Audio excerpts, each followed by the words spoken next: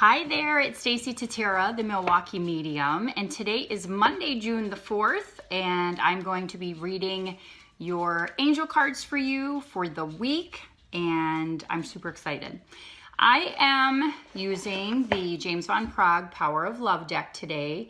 I've used this deck in the past, and I probably also mentioned that there's also a book that goes with this deck, and if you have not had an opportunity to read the book, The Power of Love by James Van Praagh, I really encourage you to do that. I hope everyone had a really great weekend.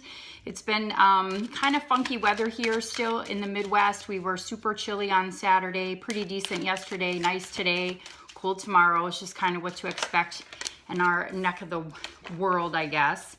And I do want to just, for those of you watching that did attend my gallery reading with Mike Pazorski on Friday, I want to say thank you for joining us for the evening. We had a great turnout and we had some really very special messages delivered. And I did post a clip on my Facebook page, and it's also on YouTube if you have an interest in just taking a look at what a gallery is like, what the experience is like. There's a short reading, it's about 8 minutes long, that I did post if you have an interest in watching. And the hope is to do another one maybe in the fall, and I'll keep you posted on dates. But remember that if you really do want to meet with somebody like myself who's a medium and intuitive, and you're looking to connect with spirit from on the other side, you can always do a private one-on-one reading, and you can schedule that on my website, milwaukeemedium.com. Okay, so let's go ahead and get started with this week's cards. A reminder, the first card really kind of focuses on the first part of the week, second card midweek, third card towards the end of the week and into the weekend. Commitment. You dedicate yourself to your beliefs wholeheartedly, knowing that love is the essence of your very being.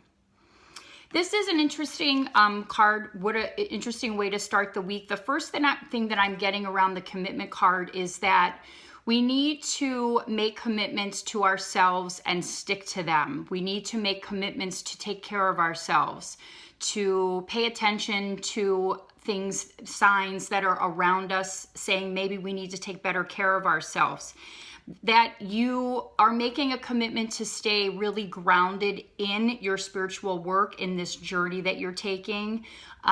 Because when you really do commit to doing something, most of the time people feel very focused, and knowing that they've made that promise to themselves, that it allows them to push through, especially when it gets a little difficult to stay committed to doing something, right? Because sometimes it's easy to get sidetracked if other people or outside influences are trying to kind of sidetrack us. And I feel like this card is really saying that we need to be strong about what it is that we want in our lives, the path that we're choosing. A lot of people are really starting to reach out more into their own spirituality, find out more about who they are. And I'm encouraging you to continue to do that and make that commitment to yourself.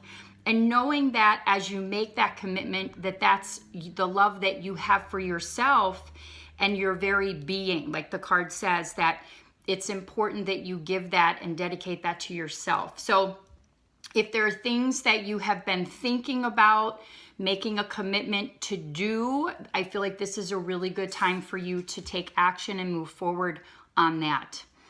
Peacefulness. You recognize that balance, kindness, and love bring calmness to your soul. The peace card has been coming up often in readings with my clients when I'm doing angel card readings, and it always tends to come in that second position because there's usually an action card in the front, which is we need you to make a commitment, and then we need you to remain peaceful, even though there's potentially storminess going on around you. And again, we had a similar card in the last week or two where we're really being asked to remain calm and remain centered, remain balanced, remain kind when it's not easy to be kind, remain full of love when it's not always easy to have that love of self and others. Peacefulness is an inside job. It does not come from an outside force, it comes from within. And that's why that meditation, that prayer practice is really important for each of us to establish for ourselves so that we can stay focused on being peaceful when things are kind of upheavaled around us, whether that's at work, in our home, in our family. No matter what, you can always go back to center and find that peace.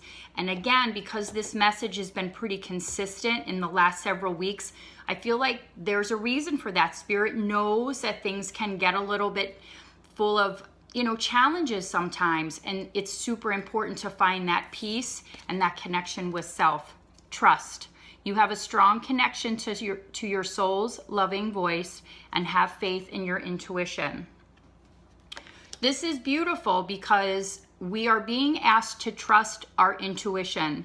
And when we can get into that place of peace, we are able to trust our intuition even more because it's easier to hear our intuition. It's easier to hear our spirit team, our spirit guides, our higher self. It's, the teams that we have around us spiritually are with us at any time. We just have to ask, and they're there for us. We have free will.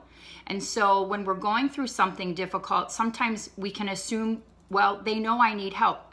No, it's always great to ask for help, but be very concise and clear about what kind of help that you think you need so that your teams can start helping you. So God, the angels, your spirit teams on the other side can really be a part of that process for you.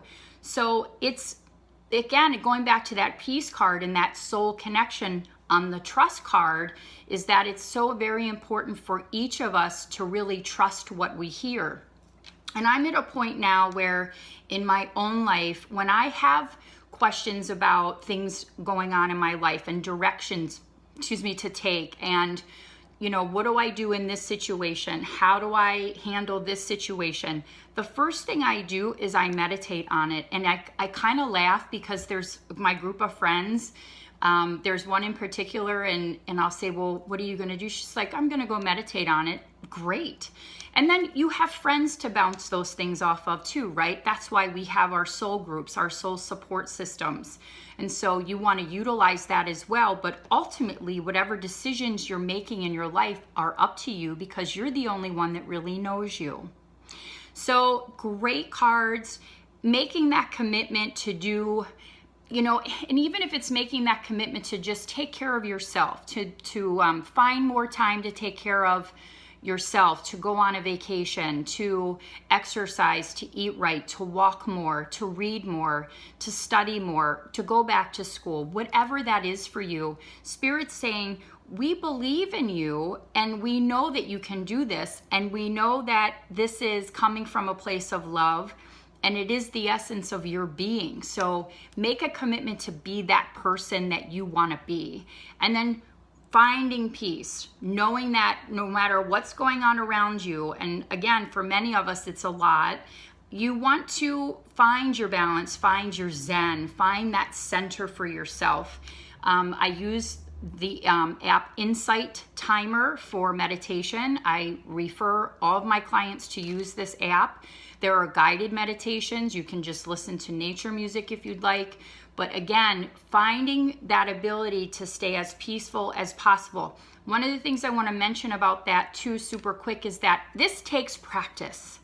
If you think that you meditate, for a week, and all of a sudden you're going to find that that peace is with you all the time, if it is, that's a fantastic thing, but it takes practice. So I don't want anyone getting discouraged saying, I meditated and I can't find my center. I can't seem to get this together.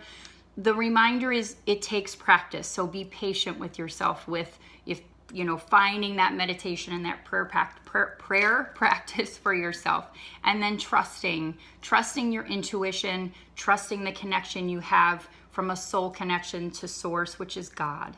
So really, really wonderful messages this week. I hope that these are helpful. I always do find these messages very insightful for myself too. As I'm reading them, I think about, even in my own life, how I can use this on a regular basis, as we all can. So really quick, I do have a class that I have been promoting called Spiritual Foundations. It's August 4th, and you can find it on my Schedulicity site through my website, and the link is on my homepage on MilwaukeeMedium.com. I only have like 2 spots left for this class. It's filling up very quickly. We only have room for about 12 to 13 people. So if this is a class that you've been interested in, we're gonna it's an all-day course, 9 a.m. to 4 p.m. Laurie Rodich and I are gonna be teaching a lot of different topics. It's also as an event on my Facebook page, so please do check that out. And if you are serious about it, you need to make the $25 deposit to hold your spot. But we do have a couple spots open, but they're almost gone. So, but have a fantastic week. This is the last week of school for a lot of the kids in our area. It's hard to believe, but I know my 2 girls are quite ready to be done. So enjoy this time, enjoy the weather, enjoy yourself, and many blessings to each of you. And again, you can find me at MilwaukeeMedium.com, Stacie Tatera. Thank you so much. Have a great week.